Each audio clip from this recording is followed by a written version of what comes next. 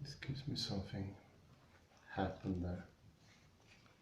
This would be 1694b.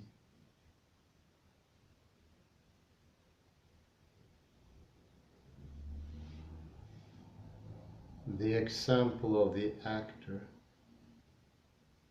is used by Wittgenstein too in his attempt to get clearer about what an emotion consists of and whether it is legitimate to describe it in terms of various components.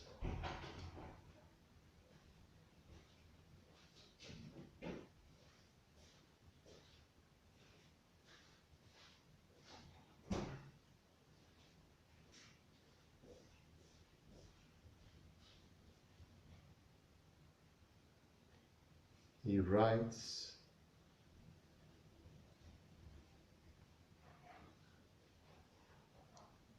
in his remarks on the philosophy of psychology,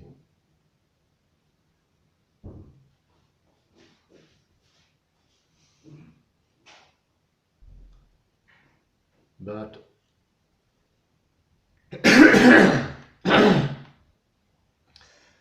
but wouldn't I say that the actor does experience something like real longing?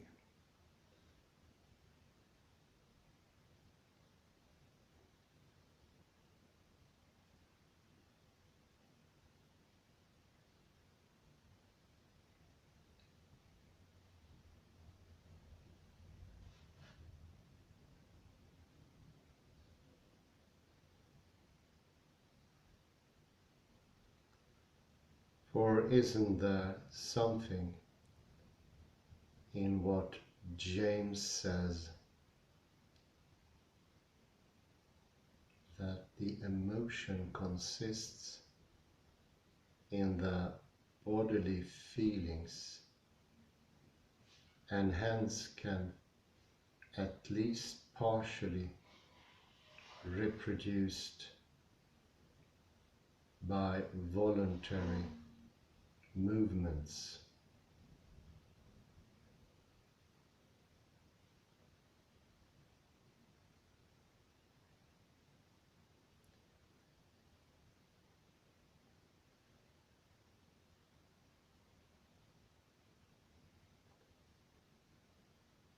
It is so disagreeable, so sad,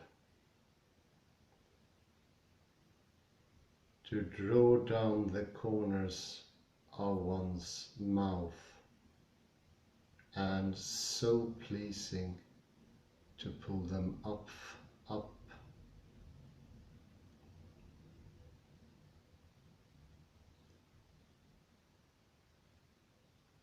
What is it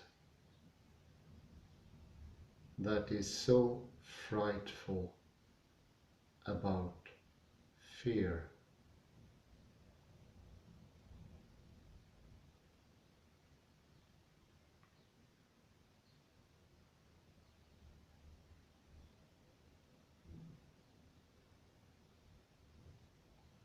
The trembling, the quick breathing,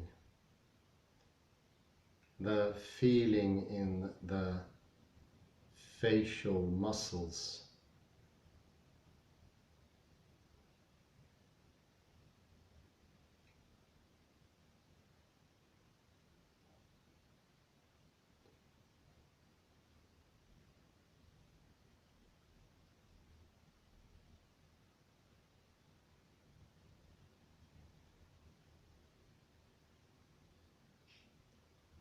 when you say this fear, this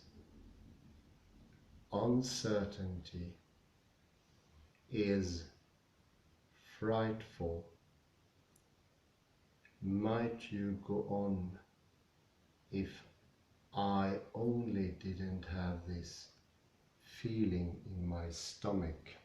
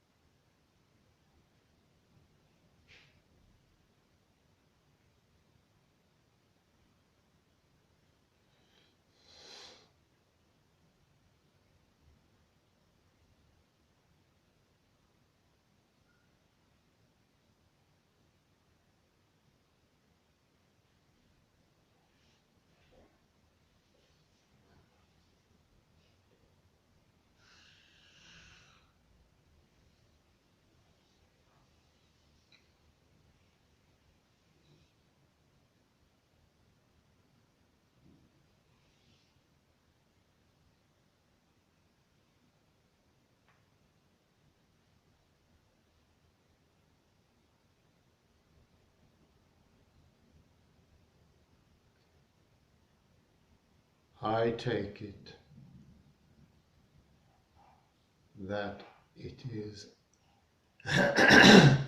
unproblematic to say of an actor who's acting his emotional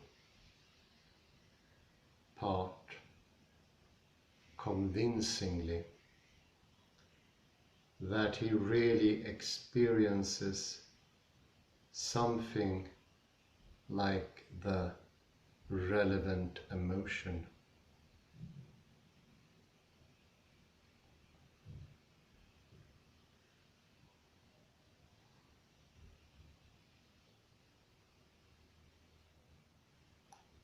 I suppose it is very much a question of degree.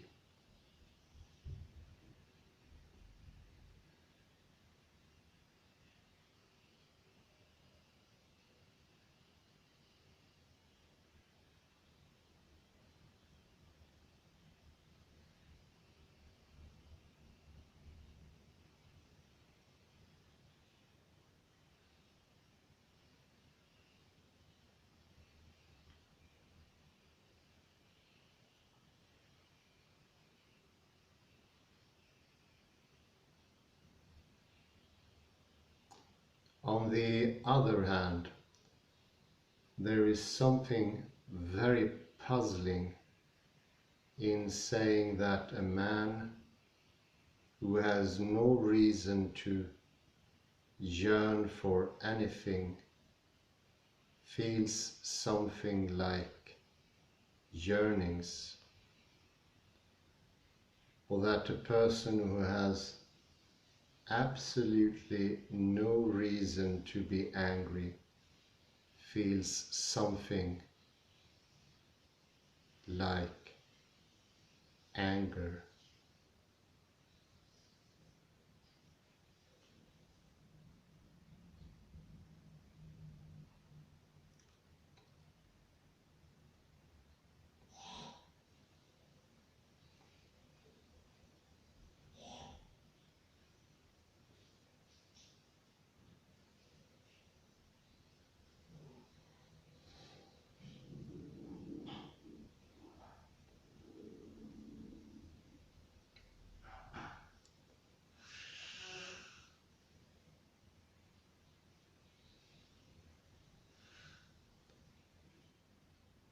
But still, this kind of experience does exist,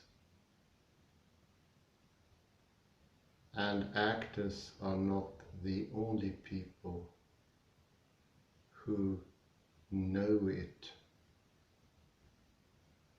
We all know it from occasions like reading thrilling books, watching romantic films, or hearing ghastly stories which arouse emotional feelings in us.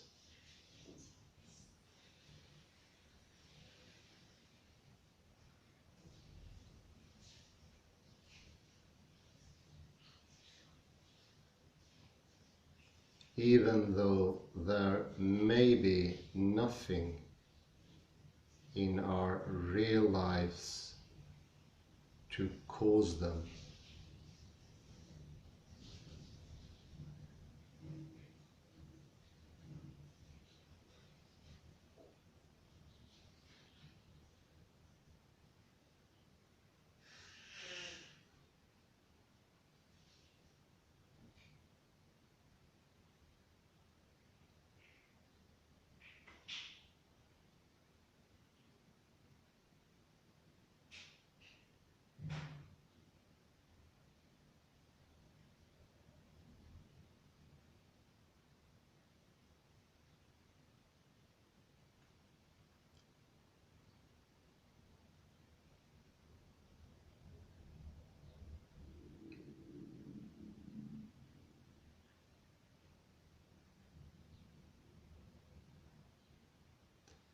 In such situations of what one may call vicarious emotional feelings,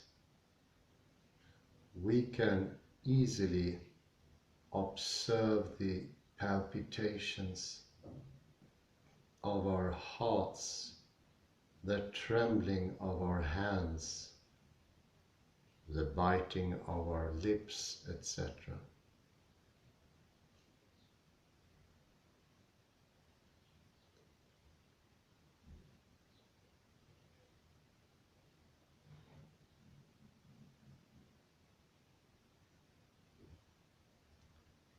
But the relations between these occurrences and our emotions are still far from clear.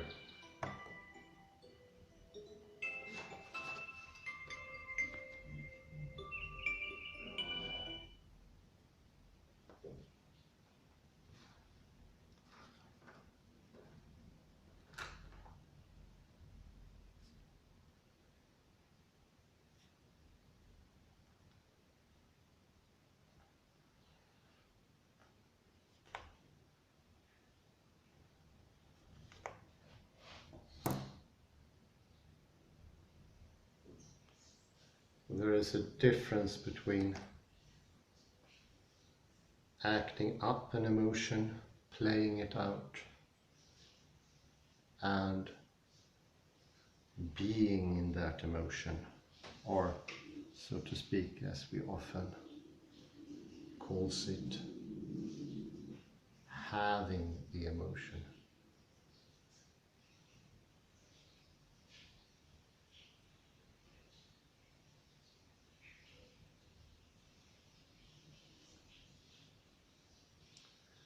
And he also speaks of the different occurrences that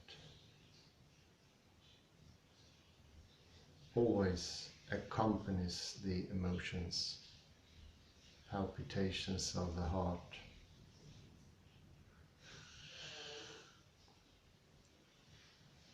those specific sensations in your stomach when you feel sad or longing,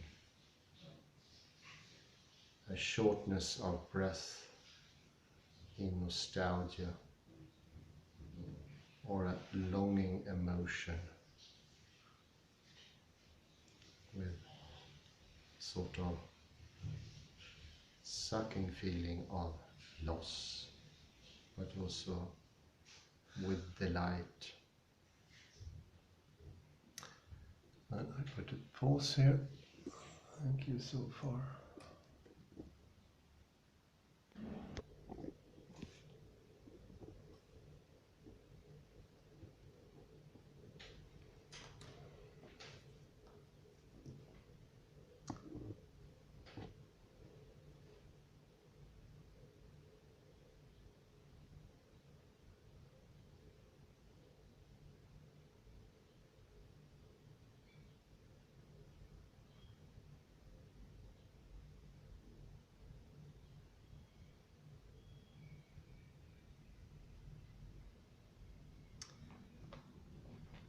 So just give me a second here.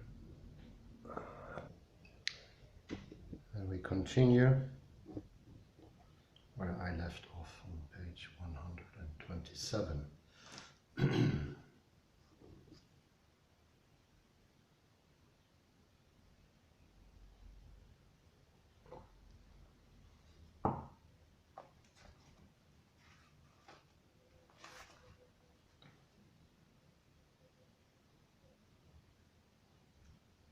We have seen that it is difficult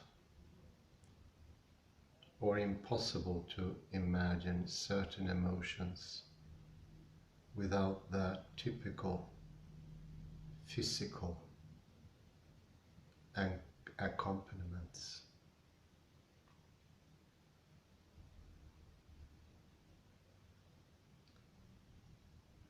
Thus it seems, for example, quite meaningless to imagine fear without fear feelings in your heart and your stomach.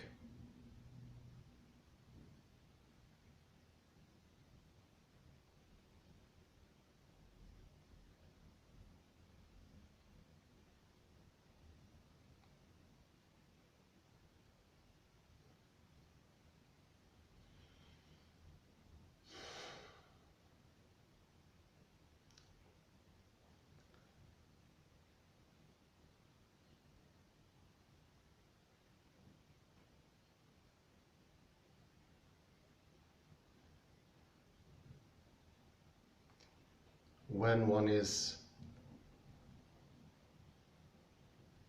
in the grip of a strong emotion, one does say things like, "I am so afraid. I cannot stand this feeling in my stomach anymore."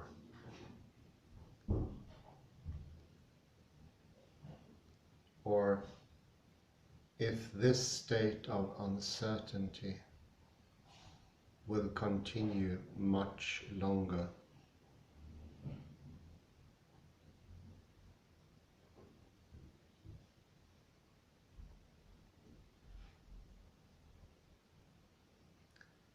I shall die of heart failure."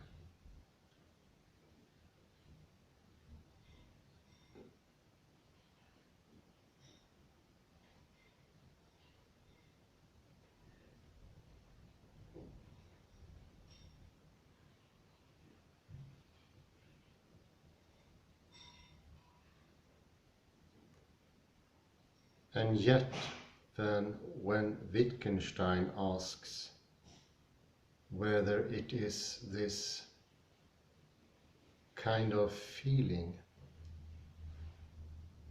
which is so frightful when one fears something, we tend to answer, "Of course not.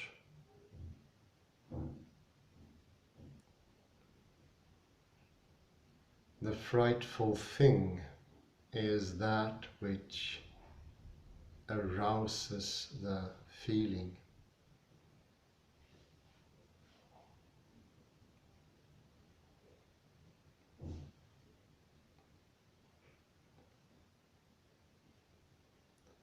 A similar point is made by Wittgenstein.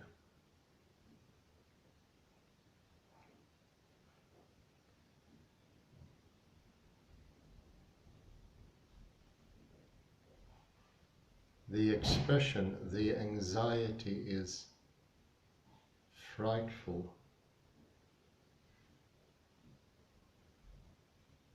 is like a groan, a cry,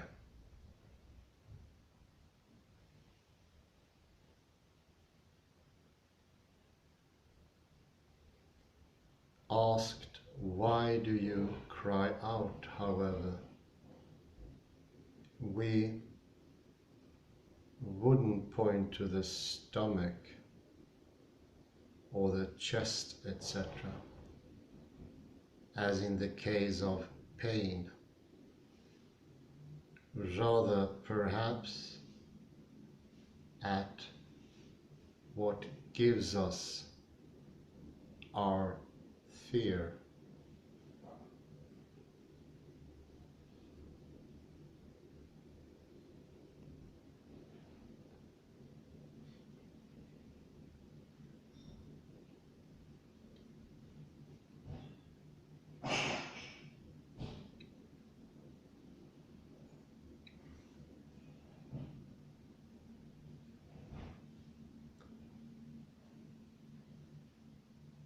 When anxiety is frightful, and when in anxiety, I'm conscious of my breathing and of tension in the muscles of my face.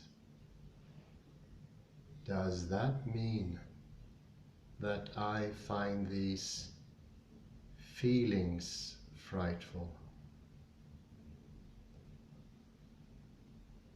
Might they not even signify an alleviation?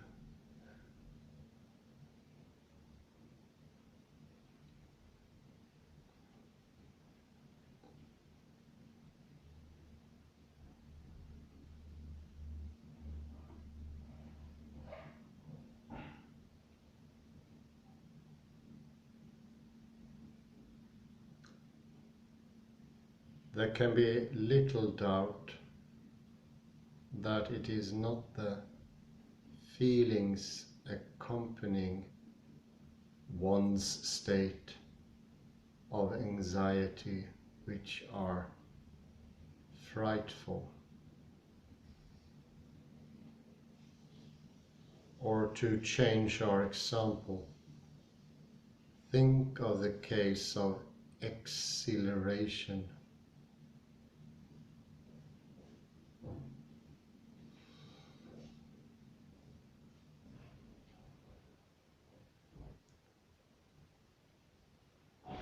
It is not the tension caused by the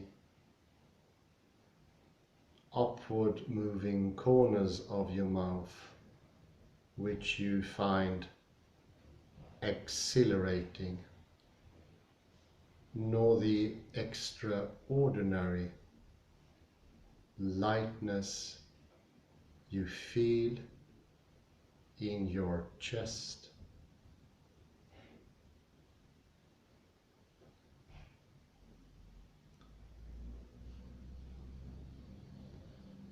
Rather, it may be the good weather or the good news or the fact that you slept marvelously,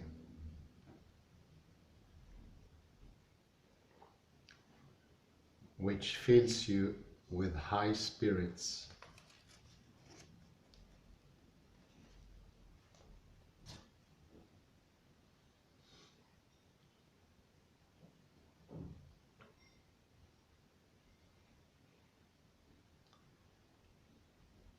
In such cases,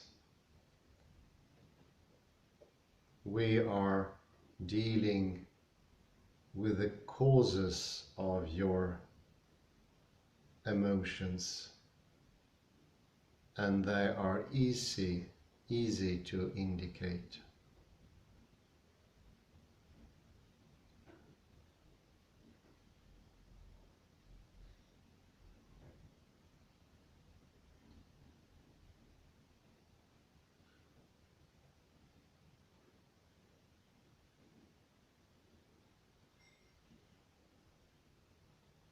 Other states have no straightforward causes in this sense.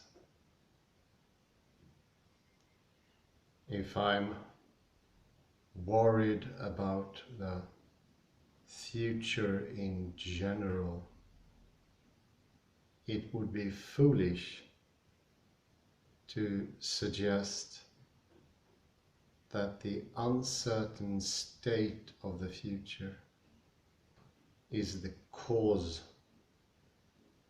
of the worrying.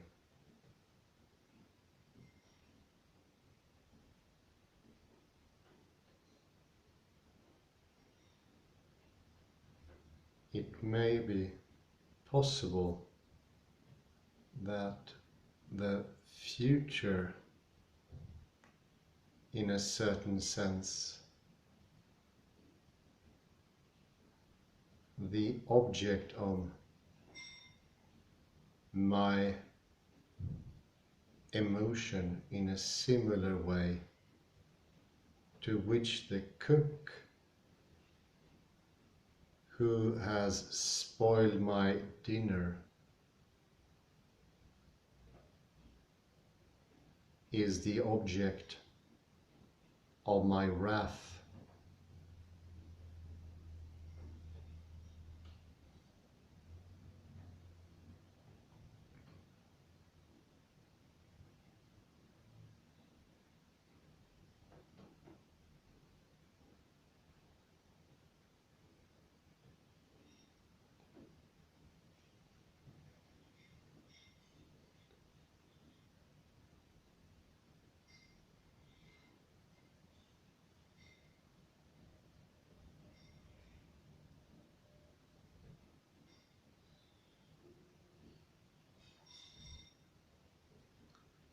But that does not get us very far, because there are obviously many emotional states of excitement, nervousness,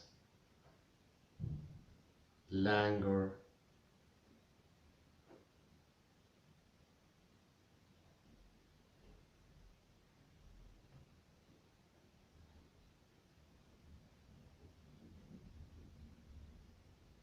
etc., which have neither a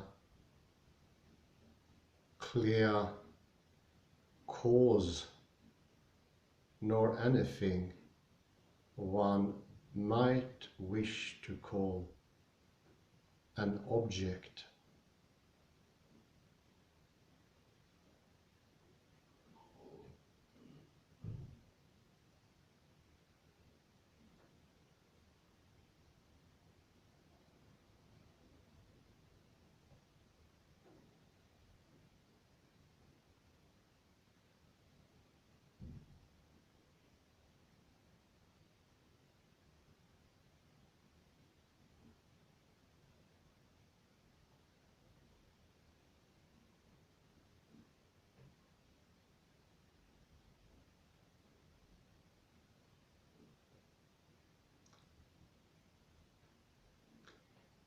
But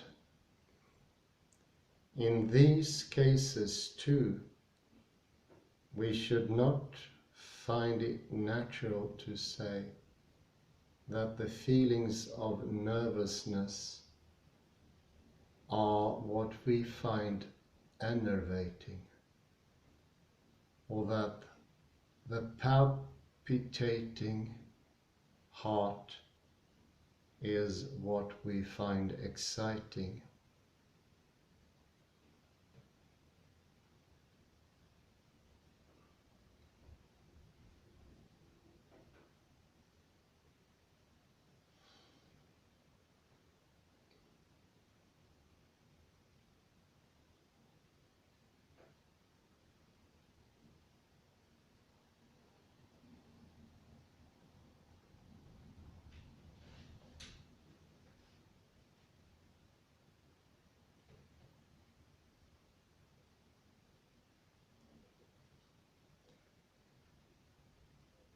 the distinction between emotions with and without a clear cause or object is,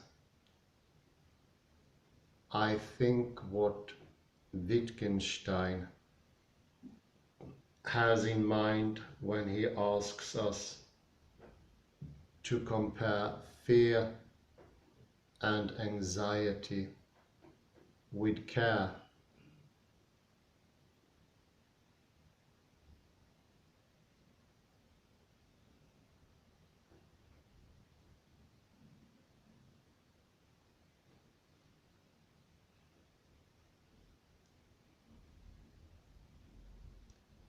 The original German word translated as care is Sorge.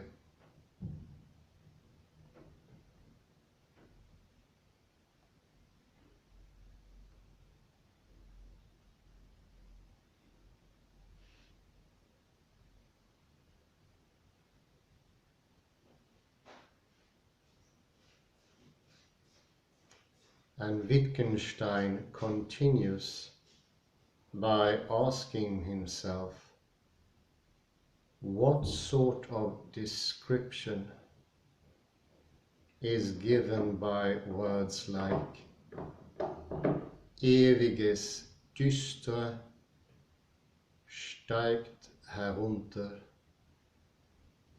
translated as perpetual cloud descends.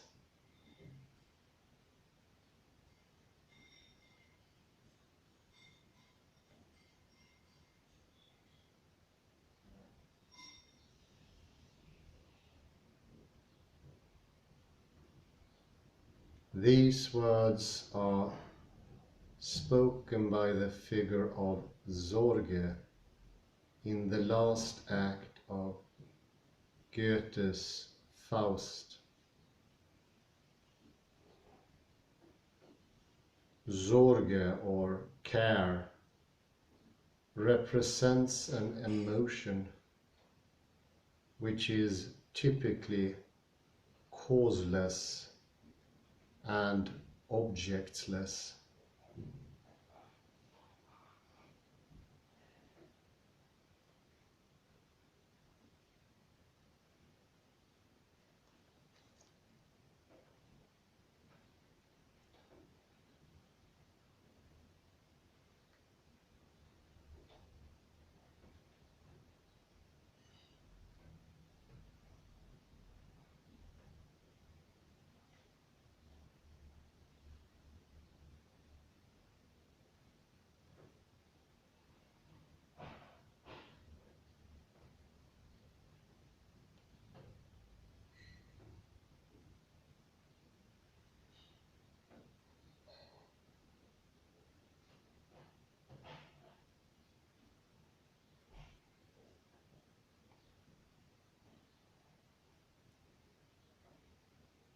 It is a state you can be in spite of material and physical well-being. It is directed at nothing.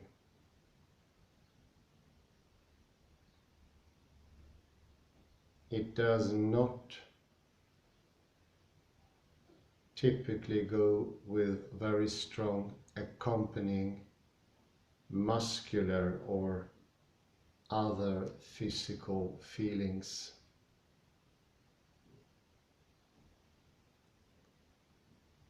And still you can describe it.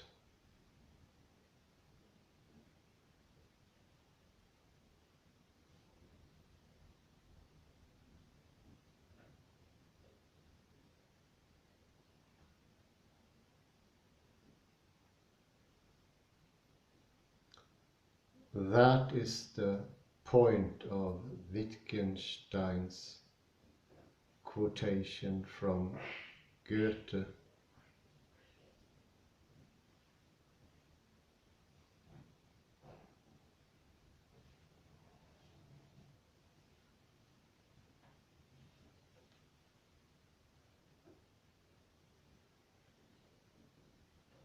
he wants to bring out that you can describe an emotion, or if you like, the content of an emotion by using words in a certain way, even though you cannot refer to any causes or objects or accompaniments of that emotion.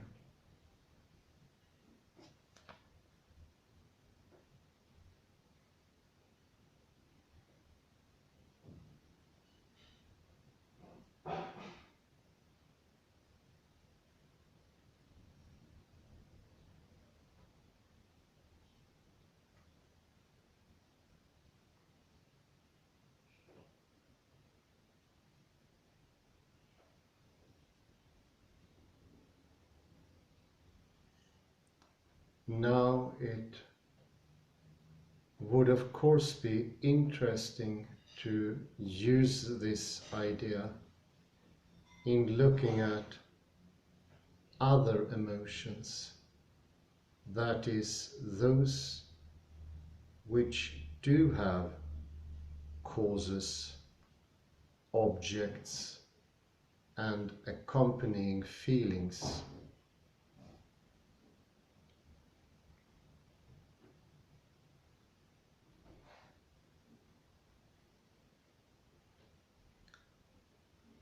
And this is what I propose to do after I have gone a bit more thoroughly into a few more questions arising from the theory suggested by William James.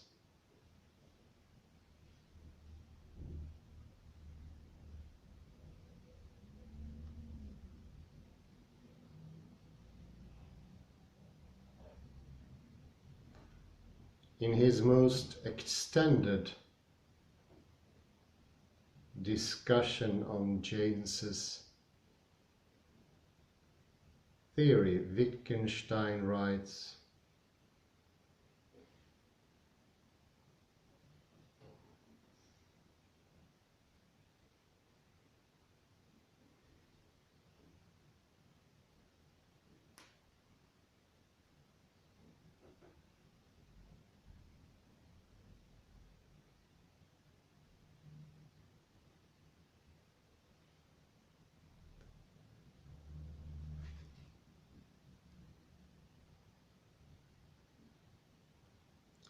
James says it is impossible to imagine an emotion or a mood without the corresponding bodily sensations of which it is composed.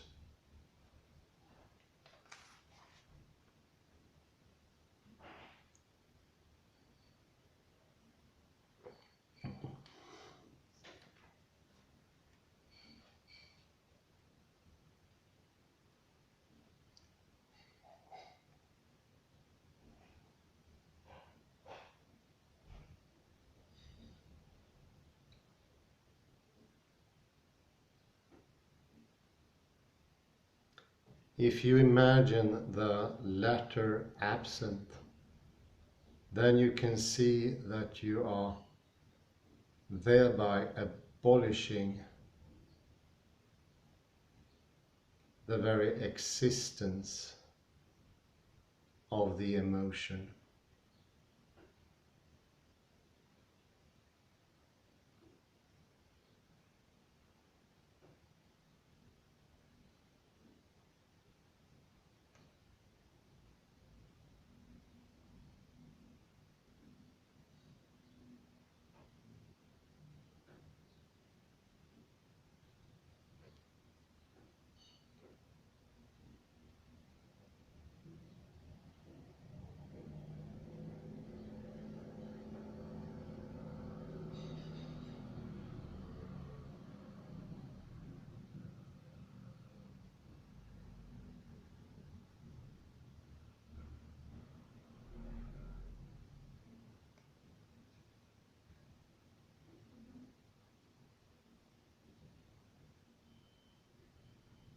this might happen in the following way.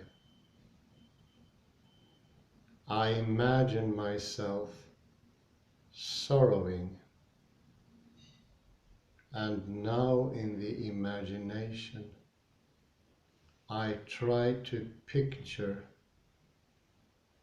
and to feel myself rejoicing at the same time.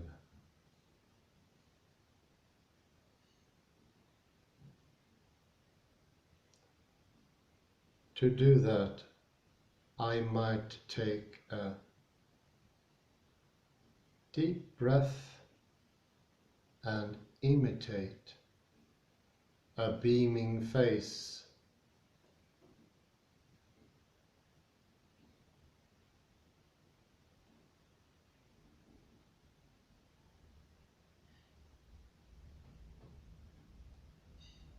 And now indeed I have trouble forming an image of sorrow.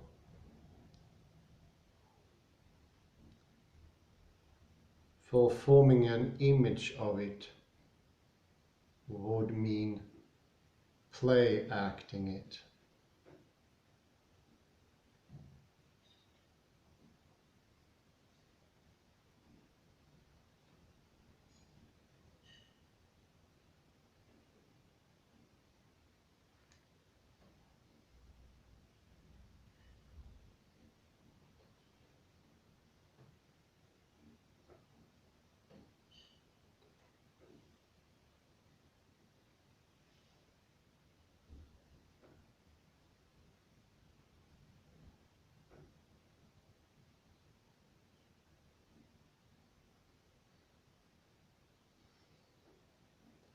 But it does not follow from this that our bodily feeling at that point is sorrow, or even something like it.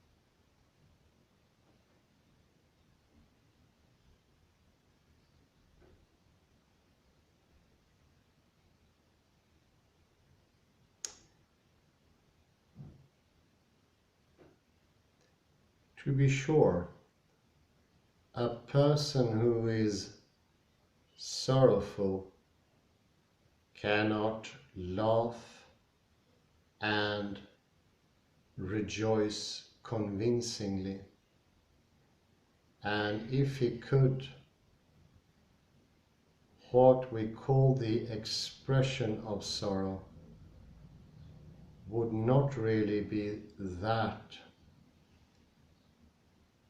and rejoicing would not be the expression of a different emotion.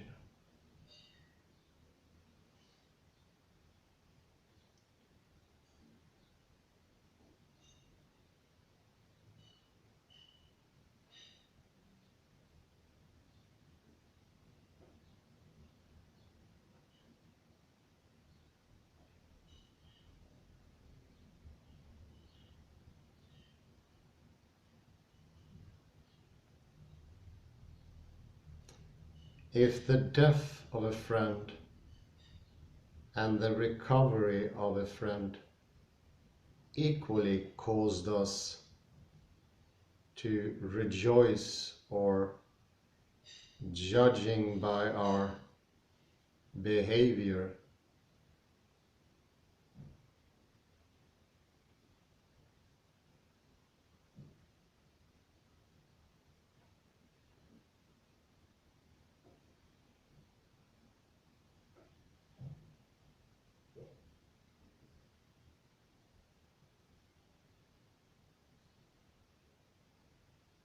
both caused us sorrow,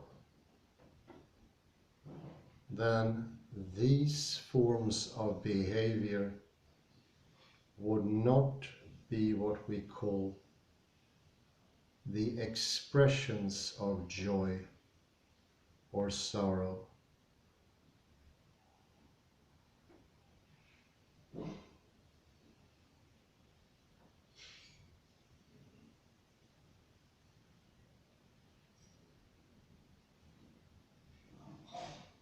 Is it clear a priori that whoever imitates joy will feel it?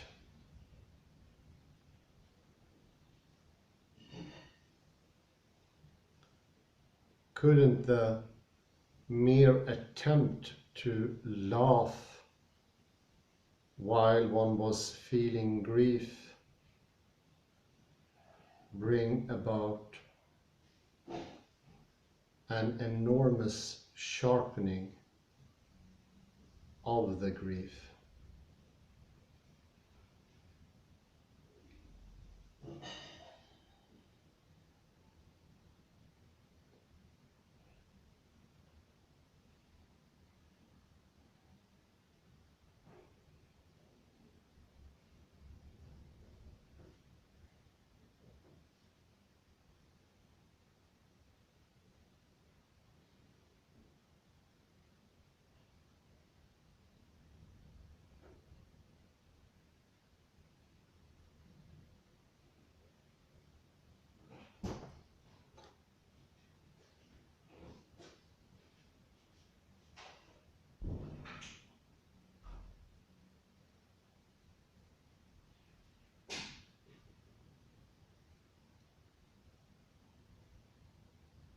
The passage in James to which Wittgenstein here alludes is evidently the quoted one in which James claims that it is impossible to abstract from our consciousness of an imaged emotion the feelings of its bodily symptoms.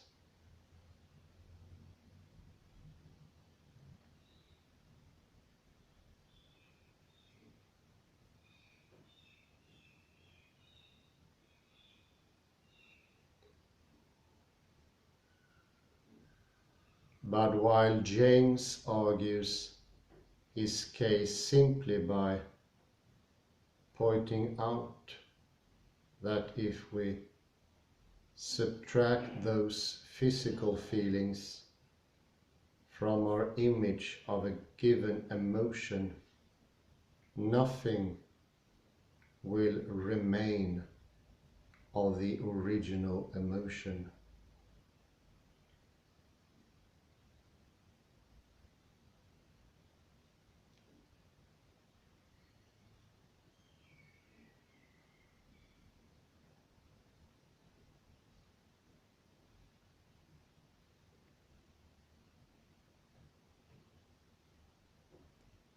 Wittgenstein introduces a new element into the discussion.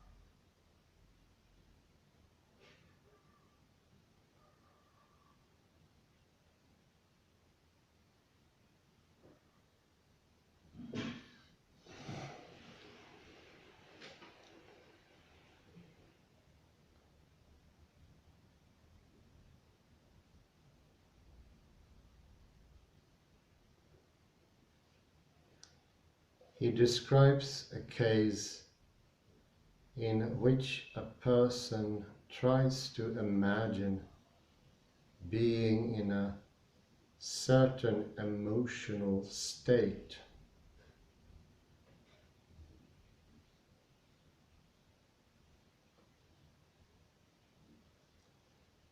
His example is that of a man who imagines to be sad and then tries to form a mental picture of himself being in a good mood.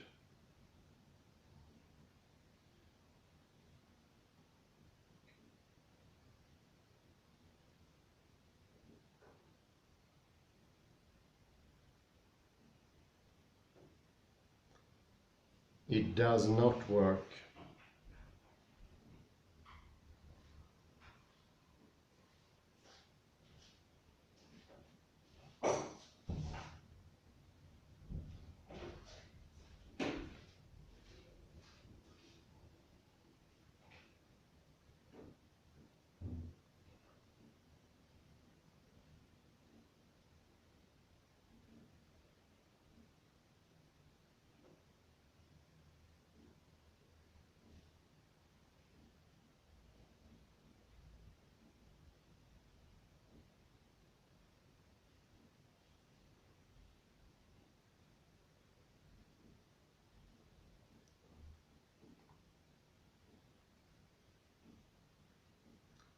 And that it does not work is at least partly due to our being unable to combine the imagined physical symptoms and feelings going on with one emotion with the symptoms and feelings of the other.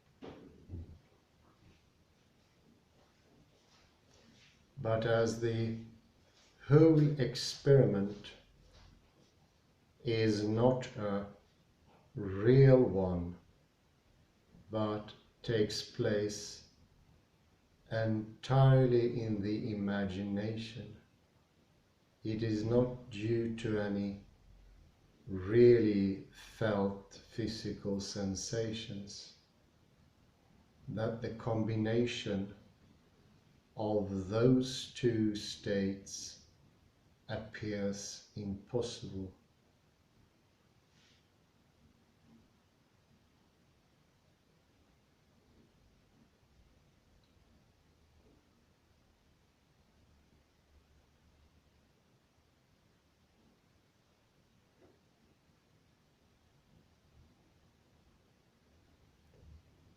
And it looks more like a formal or gestalt incompatibility, and reminds one of our incapacity to see a picture or hear a tune in two different ways at the same time.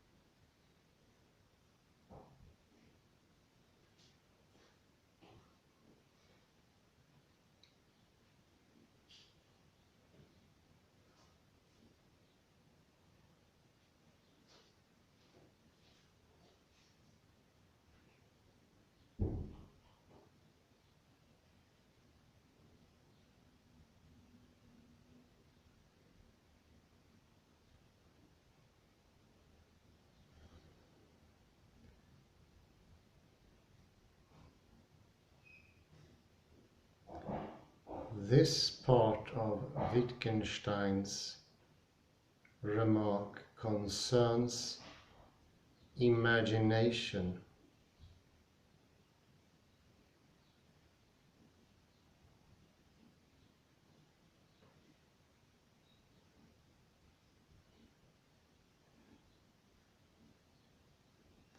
But he goes on to real cases and observes that someone who is in a state of sadness cannot convincingly laugh,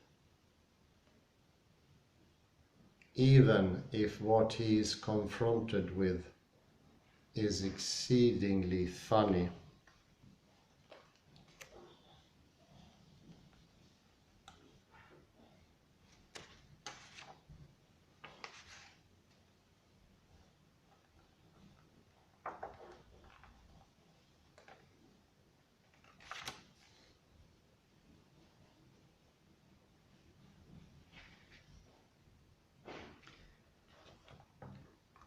If he were capable of laughing, we should think that something was wrong with him.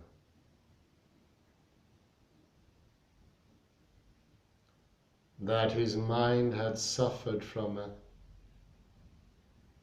terrible event that brought on his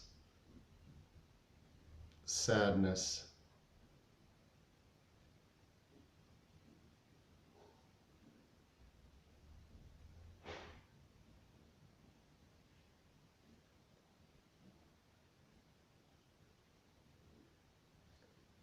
This, however, has nothing to do with the physical feelings which James calls symptoms of our emotions.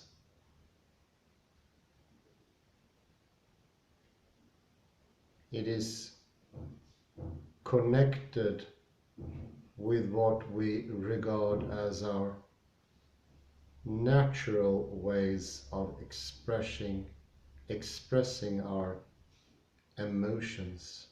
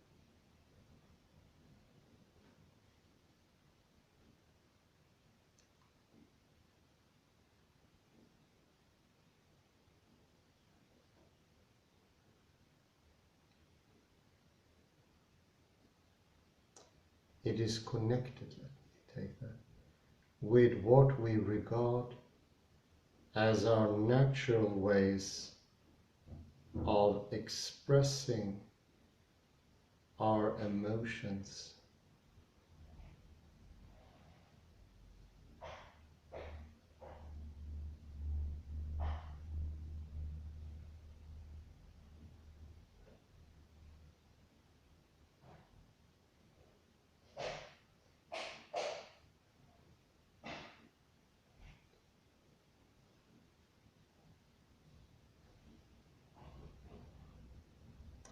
And some of these expressions exhibit a pattern in time which is incompatible with interruptions of a certain type.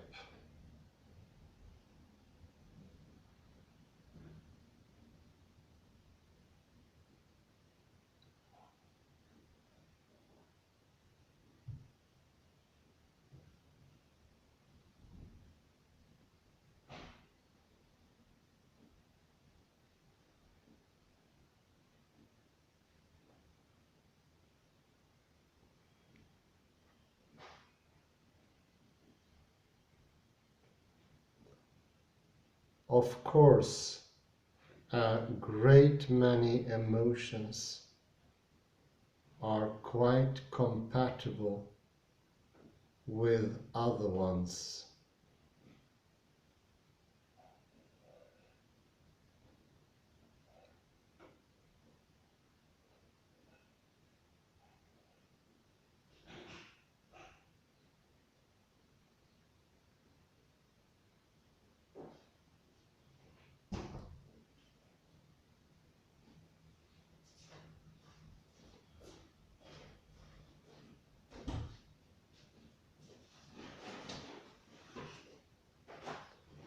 Thus, there is nothing strange about laughing at a joke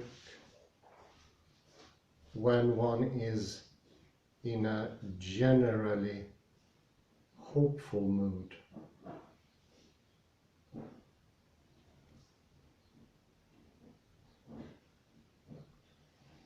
But there are other emotions,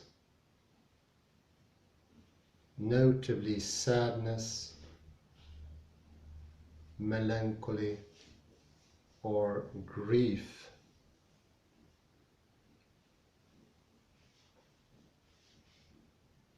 which form a pattern that is not compatible with interruptions by outbursts of good humor.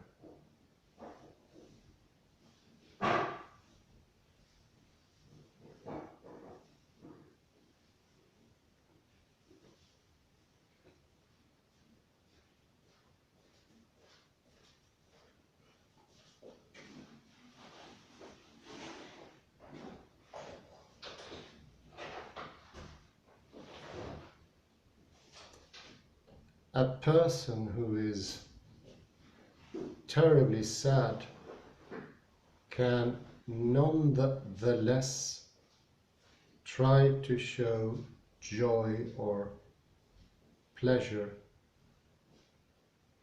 For instance, because he does not want to disturb others by showing his true feelings.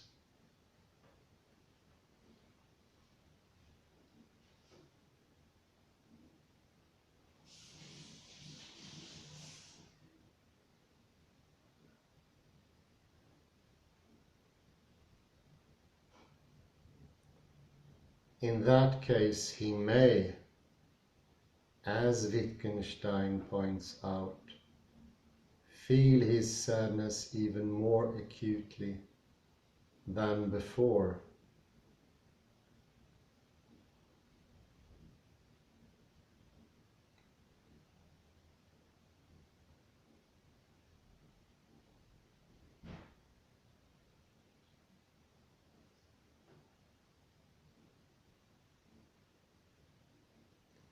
And that again speaks against the existence of a special logical relation between statements about emotions and statements about the feelings or sensations normally accompanying these emotions.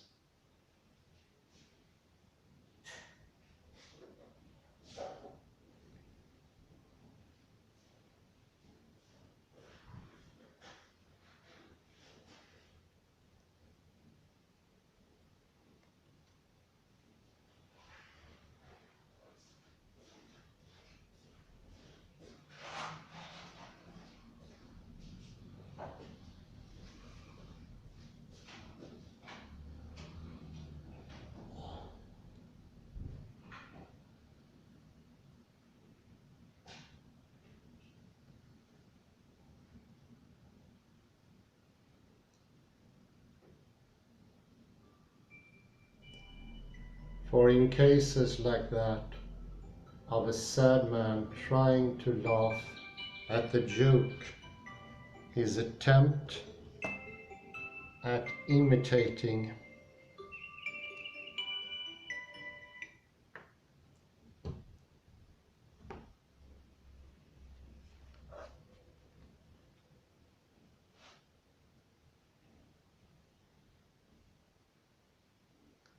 the typical behavior of a person in high spirits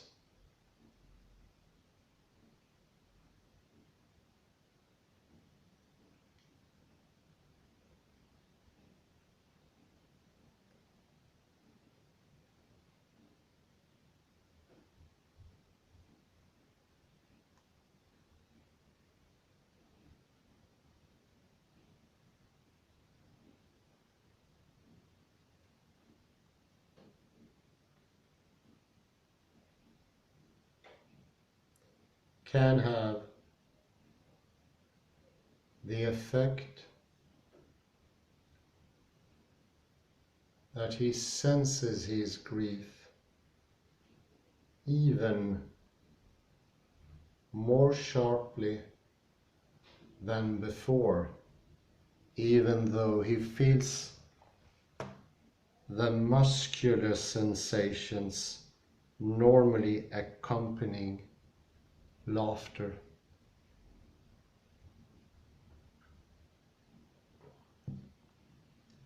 Thus it is, to use Wittgenstein's words, by no means clear a priori that whoever imitates joy will feel it. And these things are of great pertinence, because it's important to show that emotions is not something only played out. They have all their value from their uses in the language game. So pointing to this once more will reinforce the understanding that meaning is use, and that the grammatical laws of language are the way we can use language properly. And emotions do stem from that. It can be compared to color words. There's some aspects of the color word where you can use ostensive definition together with words, but there are other colors that maybe feel unconnected from their origin, but they still have reality in their use, in their corollary, if you like. I say thank you very much. Have a very pleasant morning, day, afternoon, evening, wherever you are. Bye bye for now.